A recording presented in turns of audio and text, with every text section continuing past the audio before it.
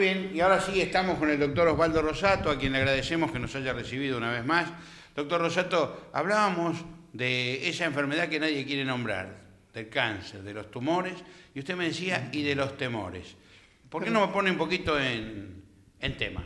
Claro, yo creo que esa enfermedad ya no es una maldición, ya no es una falla genética. Hoy el avance de la ciencia nos permite hablar del proceso oncológico. Y como todo proceso tiene un principio y un final, y también tiene un sentido. No es solamente el hecho de eliminar células malas o células cancerosas el fundamento del tratamiento. No es solamente extirpar el tumor o irradiar un tumor, quemarlo con rayos, el sentido propio del tratamiento. Hoy en día tenemos que ampliar el contexto del proceso tumoral para poder tratarlo holísticamente, es decir, hacer un multi-enfoque asistencial, o sea, no solamente el cirujano, el oncólogo, el clínico, el ginecólogo, sino que también interviene el psicólogo para tratar el aparato psíquico, que es fundamental en el transcurso de esta enfermedad. Pero no solamente el aparato psíquico del enfermo, del paciente oncológico, sino también de sus allegados, de la familia, porque esta es una enfermedad que repercute en todos los miembros de la familia. El psicólogo creo que tiene que tratar fundamentalmente el temor. Sabemos que el tumor lo trata el cirujano, lo trata el oncólogo, pero ese tumor también tiene una gran dosis de temor, de intranquilidad, de incertidumbre, que es bueno que la trate un profesional especializado en el arte de tratar los problemas mentales, psicológicos. Por eso es fundamental el enfoque multidisciplinario, tanto del enfermo como de la familia. Bien, y muchas veces la familia se ve agobiada, no solo por la enfermedad de quien la está padeciendo, sino por la derivación económica que suele tener esa enfermedad. ¿Eso también genera temores y afecta psíquicamente o psicológicamente a todo el grupo familiar? Claro, es como todo proceso, digamos, tiene una inversión en tiempo y una inversión en dinero, porque hace falta dinero para las consultas, el transporte, los estudios. Esto es así, por más obra social que tenga una familia, una persona, estas enfermedades, como son de largo tratamiento en general, insumen mucho dinero. Y eso, por supuesto, repercute en toda la familia. Pero yo creo que cuando uno expone el planteo desde un punto de vista realista, en cuanto que acá no hay verdaderas urgencias, porque creo que es importante saber que cuando se diagnostica a través de una radiografía o algún estudio una masa tumoral, tenemos que ver si es una masa que está en actividad, un proceso que está en actividad o es un proceso quieto, inactivo. Entonces, a partir de ahí, para saber si tenemos que realmente hacer un tratamiento para ese proceso en actividad o no en actividad, cambia todo.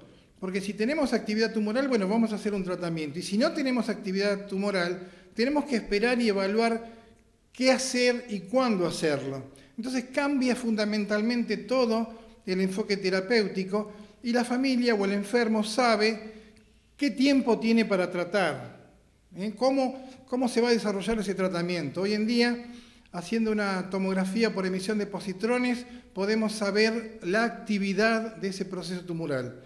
Si tiene actividad, bueno, quiere decir que tenemos que tratar algo que está activo, que está desarrollándose. Si es un tumor inactivo, vamos a imaginarnos una verruga interna inactiva o un tumor benigno, no tenemos por qué desesperarnos, ni asustarnos, ni crear ningún tipo de incertidumbre, porque tiene otro tratamiento, otra evolución, otro pronóstico. Entonces, qué importante es decirle al enfermo, bueno, lo que usted tiene es un proceso inactivo que puede esperar, que podemos evaluar, tomarnos los tiempos para realizar el tratamiento correspondiente. ¿Esos procesos inactivos suelen o pueden derivar luego en procesos activos o normalmente cuando son inactivos ya quedan allí? Normalmente son inactivos, son tumores benignos, quedan ahí. pueden por determinados estímulos sí volver a activarse y formarse un nuevo cáncer. Pero eso depende de qué, del factor estímulo causal, esencial. ¿Sí? ¿Cuál sería ese factor estímulo? Mire, muchas Por ejemplo, veces... una rabieta, digamos así, el estrés, el malestar, los sinsabores de la vida, ¿pueden derivar activando ese tipo de Sí, por tumores? supuesto que sí, el factor psicológico es fundamental. O sea, también están otros factores, alimentos contaminados. Hoy en día muchos alimentos tienen sustancias cancerígenas. El tratamiento que se hace en la industria para los alimentos a veces puede producir alteraciones genéticas que el cuerpo no los asimila como normales y reacciona dando alergias o produciendo tumores. Sí, eso sí. Pero lógicamente los trastornos existenciales influyen para mí en la activación de un proceso tumoral. Es muy simple. Hay una historia que cuenta cómo se desarrolla el tumor gástrico en un animal. Está en la selva el zorro que caza una liebre. Se dispone a comerla y aparece un león. Entonces dice, bueno, el león me come a mí y a la liebre. Como puede, arranca una pata y se la traga. Claro, esa pata de ese zorro es difícil de digerir. Entonces el cerebro le manda a formar un tumor que segregue mucho ácido gástrico.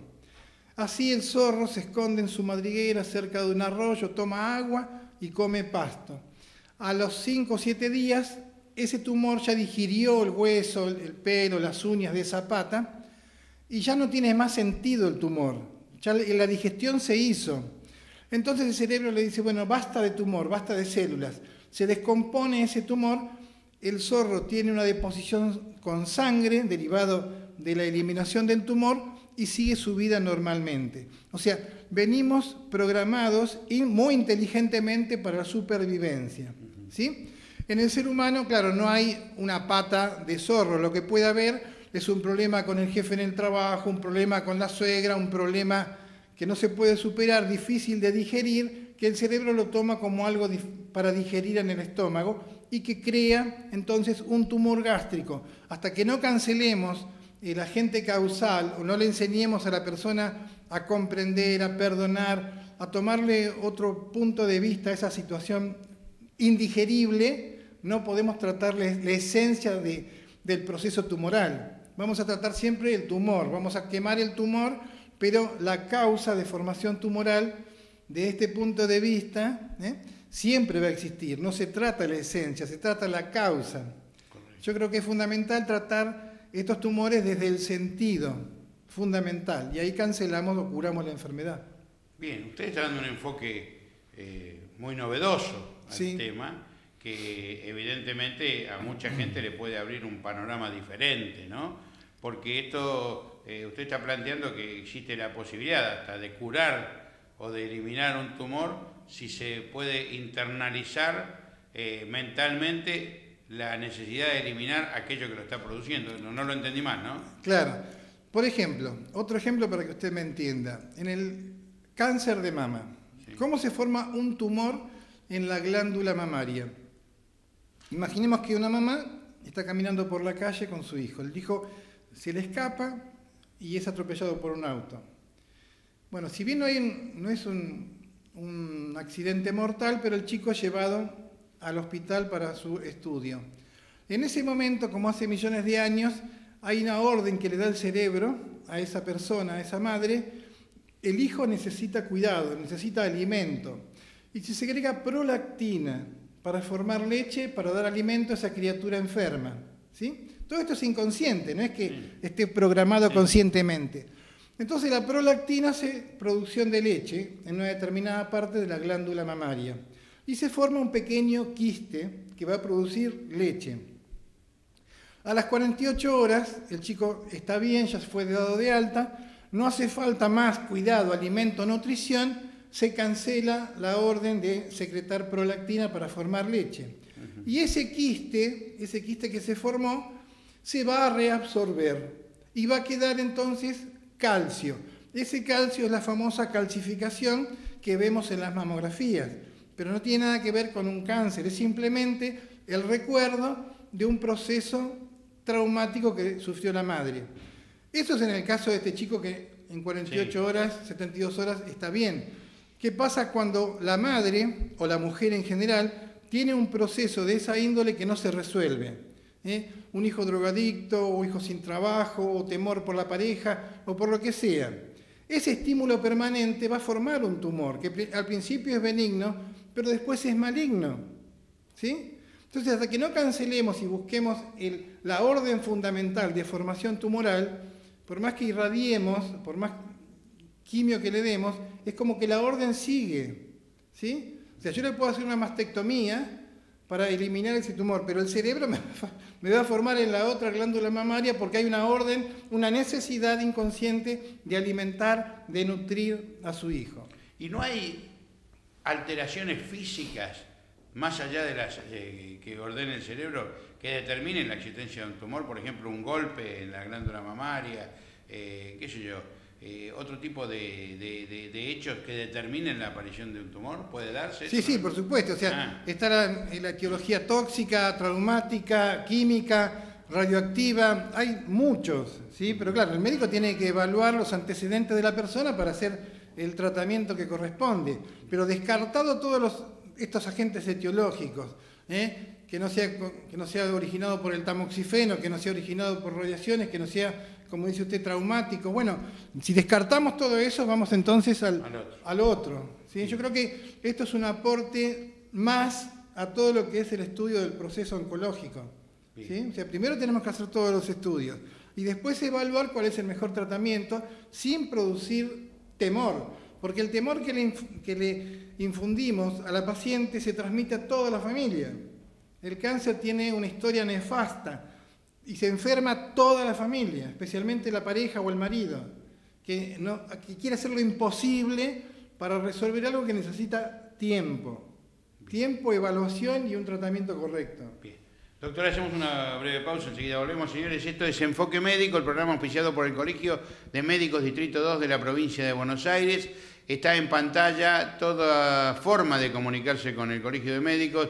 Esto es la dirección de correo electrónico, la dirección de correo postal, los teléfonos y, por supuesto, la dirección donde usted puede concurrir para hacer sus consultas. Esto es Enfoque Médico. Vamos a la pausa, enseguida volvemos y continuamos charlando con el doctor Osvaldo Rosato.